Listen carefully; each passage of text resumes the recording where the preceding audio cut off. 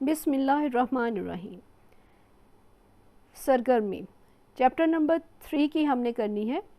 अपने इर्द गिर्द का जायज़ा लें और बताएं कि दर्ज झैल वसाइल किन मकासद के लिए इस्तेमाल होते हैं।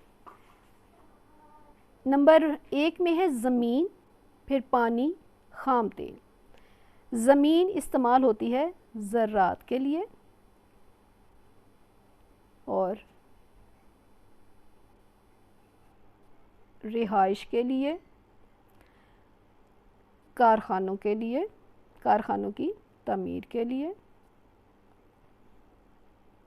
और इधर पानी को हम लिखेंगे, पानी ज़मीन को सैराब करने के लिए, सैराब करने के लिए।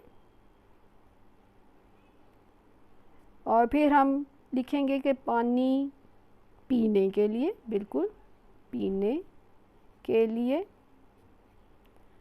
घरों में इस्तेमाल के लिए, इस्तेमाल के लिए। ख़ाम तेल तवानाई के हसूल के लिए, तवानाई के हसूल के लिए। और हवाबाजी का ईंधन, ठीक है, ईंधन के लिए। और मिट्टी का तेल घर इस्तेमाल के लिए, ठीक है, घर इस्तेमाल के लिए, ठीक है।